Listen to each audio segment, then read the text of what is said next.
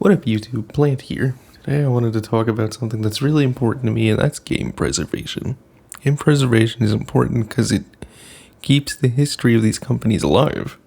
For example, PlayStation has a vast library, but they refuse to acknowledge that it exists. Their CEO of PlayStation, I think his name is Jim Ryan, he was all like, why would anyone want to play these games? And he's missing the point entirely. He doesn't understand. He doesn't get how these things work.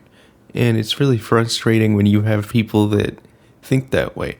With these modern consoles, the CMOS batteries in them, the way they were designed, they're eventually going to stop working. And then your $500 purchase is going to become a paperweight and become useless. So game preservation is important because you paid money for those things and you deserve to own them, not have a license for them, not play them for a specific amount of time until things stop working, but you deserve to own them forever. And that is a business model that companies are straying away from.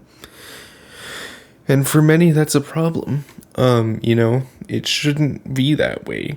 It should be where, when you buy a game, when you buy a digital piece of content or a physical piece of content, you should own it.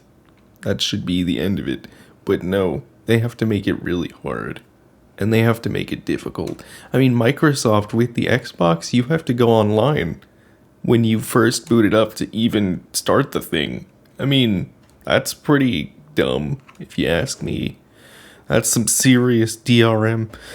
Meanwhile, with PlayStation 5, at least when you start it up, you can get into the menu and play Astro's Playroom or whatever, or any game you have, pretty much, without it being an issue. But the issue with the PlayStation 5 is the CMOS battery, and I think the Xbox has the same issue as well. So, everyone's kind of at fault here, and what we need to do as a community is kind of get together and say that, this is bullshit, because it is. I mean, we pay good money for that shit, and we deserve to keep what we paid for. It shouldn't be based on, when this expires or when this console's server shut down or something like that. That's kind of dumb. Anyway, that's my thoughts on the whole thing. See ya.